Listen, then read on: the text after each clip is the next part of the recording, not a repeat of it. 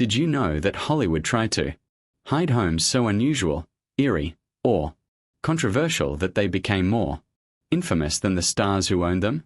From Rudolph Valentino's haunted retreat to Gloria Swanson's futuristic nightmare, each of these estates has a story that will leave you in disbelief. Pickfair, the fairy tale mansion with a dark side. Pickfair, the legendary estate of silent film royalty Mary Pickford and Douglas Fairbanks, was once considered the crown jewel of Hollywood. Built in the 1910s and expanded into a sprawling mansion, it became a symbol of glamour, wealth, and success. Fair was more than just a home, it was a statement. It played host to some of the most famous names of the Golden Age, from Charlie Chaplin to Albert Einstein. However, beneath its fairy tale exterior, Pickfair carried a dark undercurrent of sorrow, scandal, and supernatural legends. At the height of their fame, Mary Pickford and Douglas Fairbanks were Hollywood's ultimate power couple. Their home, often called the White House of Hollywood, was the center of the social scene. Lavish parties, elegant dinners, and exclusive gatherings made Pickfair a place of legend. But behind the scenes, the couple's marriage was crumbling. The pressures of fame combined with Fairbanks' alleged affairs and Pickford's growing struggle with alcohol led to their eventual divorce in 1936. The mansion, once a place of joy, became a lonely retreat for Pickford, who descended further into isolation and addiction. After Pickford died in 1979, Pickfair fell into the hands of new owners, most notably businessman Jerry Buss and later actress Pia Zadora. Zadora and her husband controversially demolished most of the historic estate in the 1980s, claiming it was beyond repair. However, she also made an eerie claim. Pickfair was haunted. According to Zadora, ghostly figures roamed the halls, and strange occurrences convinced her that the mansion carried an otherworldly presence. The destruction of Fair sparked outrage among preservationists and Hollywood historians who saw it as an unforgivable loss of cinematic history.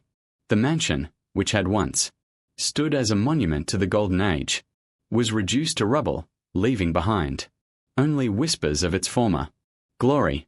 Howard Hughes's Germain Street mansion. When people think of Howard Hughes, they imagine the eccentric billionaire, aviation mogul, and Hollywood tycoon whose paranoia and reclusive tendencies became the stuff of legend.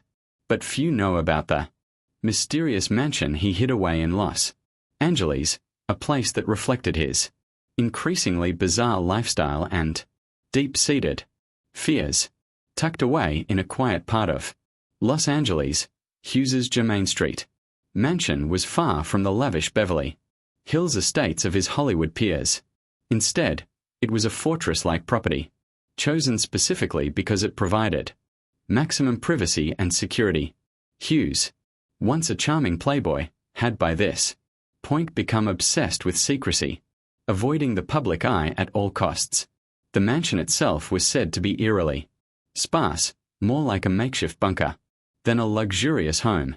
Rooms were reportedly filled with piles of newspapers, sealed jars of urine, and random objects that Hughes collected but refused to throw away. The windows were covered, and the doors were kept locked at all times, ensuring that only his most trusted aides could enter. As Hughes's paranoia grew, so did the mystery surrounding his life inside the mansion. He was known to communicate with his staff through written notes, rarely speaking in person. His diet became increasingly strange. He would eat only specific foods, prepared in a precise manner, and would refuse to touch anything without using tissues or gloves. He also obsessively watched films, sometimes screening the same movie dozens of times in a row. The mansion's rooms were filled with film reels, suggesting that Hughes spent hours lost in old Hollywood classics. despite his self-imposed exile from the industry, while Hughes continued to run his businesses from behind the mansion's walls. His erratic behavior became impossible to ignore. Hollywood insiders whispered about his mental decline, but few truly knew the extent of his isolation. The mansion was treated as an off-limits location with security, ensuring that no one got too close. After Hughes abandoned the property in the 1960s, the mansion fell into disrepair, becoming a ghostly relic of his strange existence. Many of its secrets remain unknown as Hughes' empire worked hard to erase details of his final years. Rudolph Valentino's Falcon Lair. Among the many extravagant and eerie Hollywood mansions, Falcon Lair, the secluded Beverly Hills estate of silent film legend Rudolph Valentino, remains one of the most mysterious and tragic. Built high in the Hollywood Hills, this lavish retreat became a symbol of both Valentino's immense success and his sudden heartbreaking demise.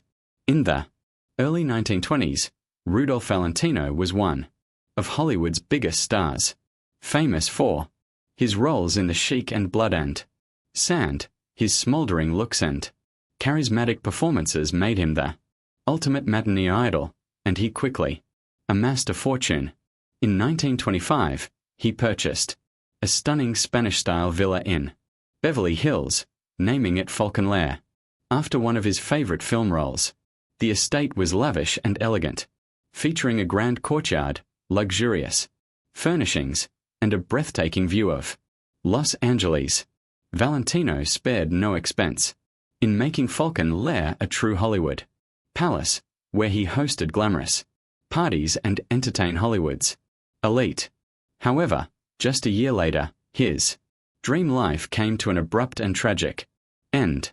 In August 1926, at just 31 years old, Rudolph Valentino suddenly collapsed. He was rushed to the hospital, where doctors discovered he was suffering from peritonitis, a severe abdominal infection. Within days, the world's most famous heartthrob was dead, sending fans into a state of hysteria. Thousands of mourners gathered for his funeral, and some devastated admirers even took their own lives in despair. But the tragedy didn't end there. Falcon Lair, once a symbol of Valentino's success, quickly fell into disrepair and mystery. After Valentino's death, rumors began circulating that his ghost still lingered in Falcon Lair.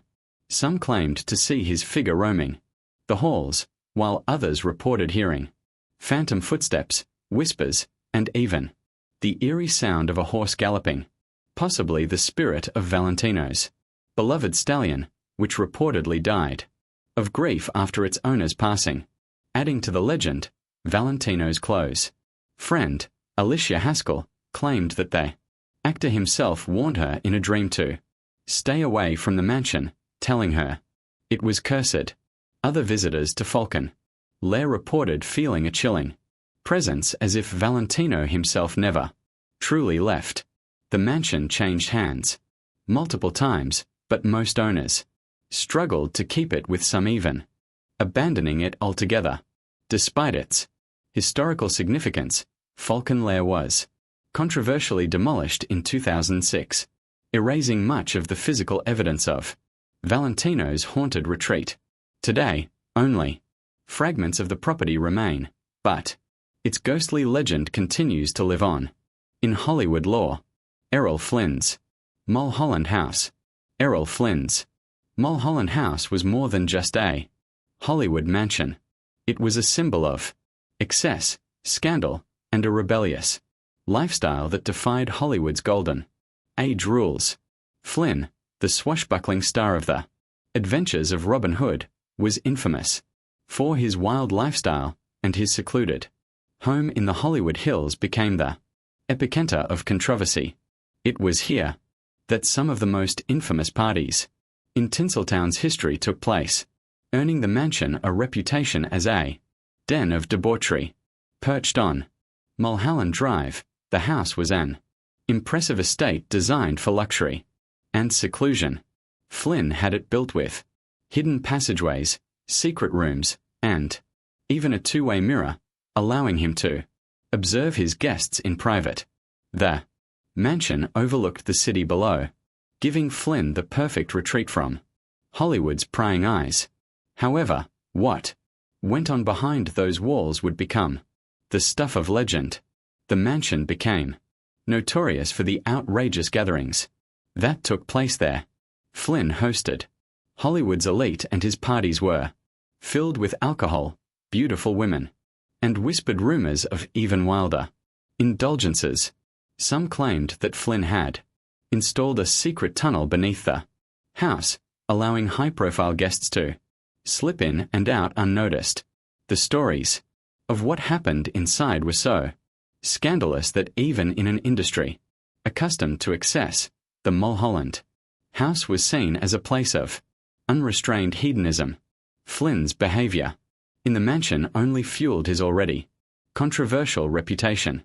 He was often seen with much younger women, which led to public scrutiny and legal troubles. His notorious trial in the 1940s for statutory assault put his lifestyle in the harsh glare of the media. Though he was acquitted, the case only added to the dark mystique surrounding his home. The house became a retreat for Flynn to escape the fallout, but it was also the side of even more reckless behavior as he attempted to drown his troubles in alcohol in excess. As Flynn aged, his career began to decline, and so did his health. The house that had once been filled with energy and scandalous affairs now became a place of quiet desperation. His drinking spiraled out of control, and by the 1950s, he was a shadow of the dashing hero he had once been. The Mulholland House, once a playground of Hollywood's elite, began to feel more like a prison. After Flynn died in 1959 at the age of 50, the house took on an eerie aura. Many who visited the property afterward claimed that it still held the energy of its wild past. Some said they felt an unsettling presence in the home, as if Flynn's restless spirit never fully left. Hollywood, eager to preserve the glamour of its golden era, rarely mentioned the darker side of Flynn's life, and the mansion's infamous history was slowly buried.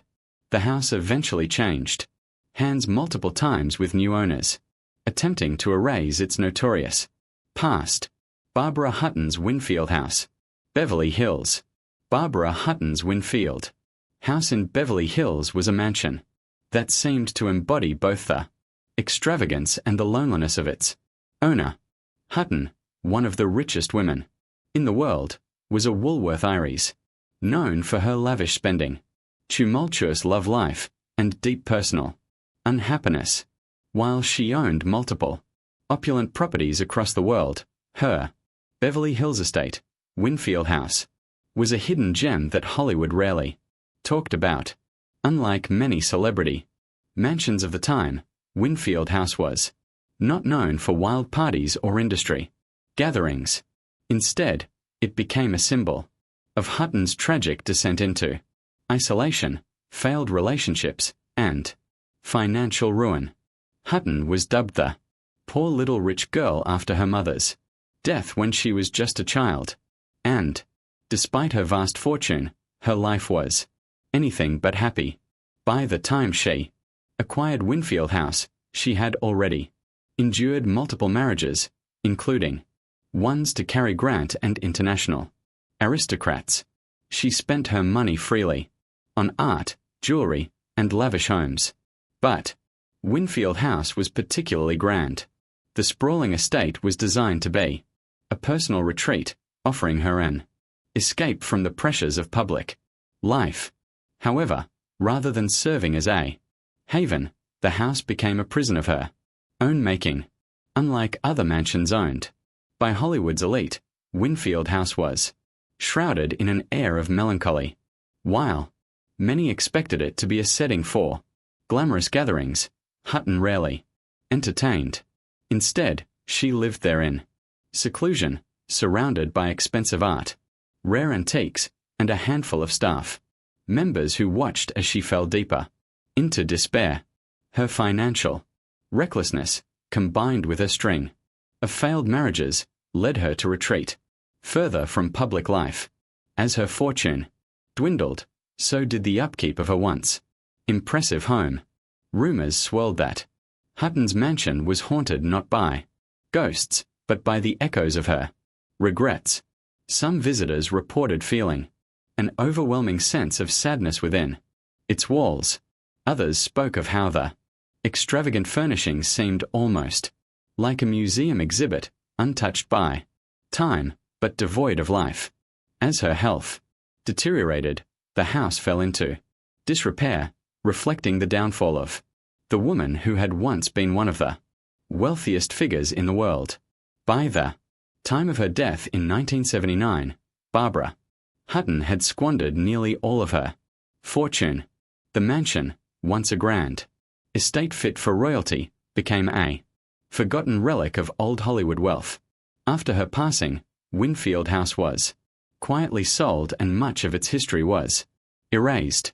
Unlike some of the other infamous Hollywood homes, it was not remembered for scandal or parties, but for the deep loneliness that had consumed its owner.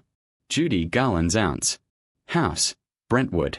Judy Garland's house in Brentwood was a peculiar piece of whole history that symbolized both the height of her success and the depths of her struggles. Unlike many celebrity homes that boasted sprawling estates and lavish decor, Garland's Brentwood home had an unusual and almost eerie charm. Fans called it the Ounce House because it was rumored to resemble a real-life version of the whimsical homes seen in The Wizard of Ounce, the film that made her a household name. But beneath its fairy tale facade, the house was a reflection of Garland's tumultuous life, a life marked by addiction, financial troubles, and emotional turmoil. Garland, who had been thrust into fame at an early age, struggled with the pressures of Hollywood for most of her career.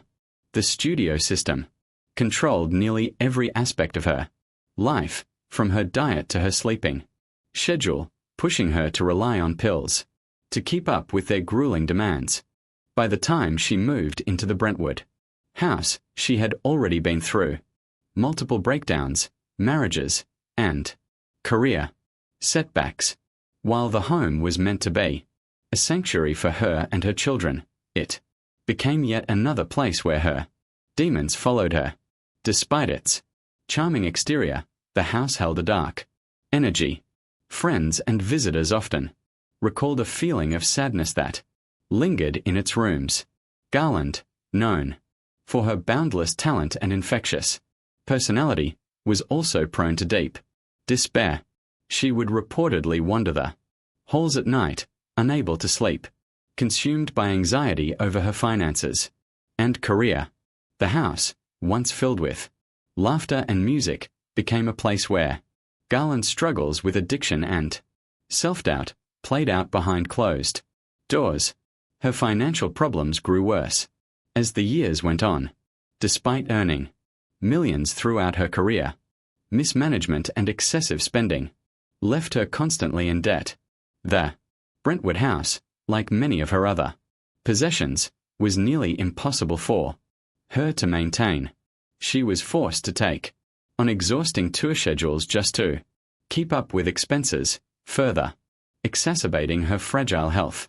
The home also became a revolving door for the many men in Garland's life. Her marriages were often filled with turmoil, and the Brentwood house witnessed more than one dramatic argument or reconciliation. Her children, including Liza Minnelli, spent their formative years in the house, watching their mother battle the highs and lows of fame. In the end, Garland's time in the Brentwood home was short-lived. As her financial struggles became overwhelming, she was forced to leave it behind. The house, much like its famous owner, became a symbol of lost dreams, a place that once held promise, but ultimately became a relic of Hollywood's darker realities. After Garland's passing in 1969, the home was quietly sold, and much of its history was erased. The Paul Bern Jean Harlow Murder Mansion. The Paul Bern Jean Harlow Murder Mansion remains one of Hollywood's most infamous homes, forever linked to scandal, mystery, and the tragic lives of its occupants.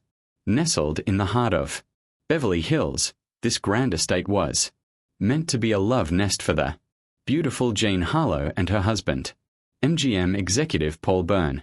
Instead, it became the scene of one of Hollywood's most puzzling and debated deaths, a tragedy that cast a dark shadow over the home and its future occupants. Paul Bern, a respected producer with a reputation for sophistication, married Jean Harlow in 1932.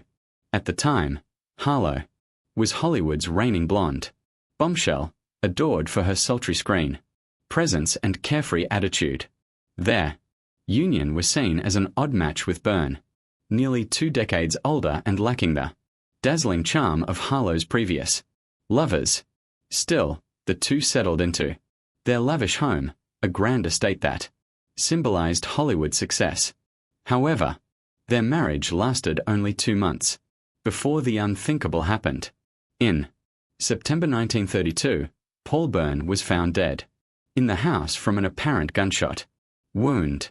A cryptic note was discovered nearby reading, "Dearest dear, unfortunately, this is the only way to make good the frightful wrong I have done you and to wipe out my abject humiliation." Officially ruled as self-inflicted, the case was quickly closed. However, whispers of foul play and cover-ups began almost immediately. Some claimed Bern had been murdered, possibly by a jealous former lover. Others suspected that MGM, desperate to protect Harlow's image, manipulated the investigation to prevent the scandal from tainting their star. The tragedy didn't end with Bern's death. Just 5 years later, Jean Harlow herself would die under equally tragic circumstances at the age of 26, though officially from kidney failure. Some believe the stress of her husband's death, coupled with the pressures of Hollywood, contributed to her decline. With both of its most famous occupants dead, the house earned a grim reputation, one that only deepened with time. Subsequent owners of the house reported eerie occurrences, unexplained noises, strange shadows, and an oppressive feeling of sadness lingering in the air. Some visitors swore they saw the ghost of a man believed to be Paul Bern wandering the halls. The home's eerie reputation intensified when years later another gruesome tragedy struck.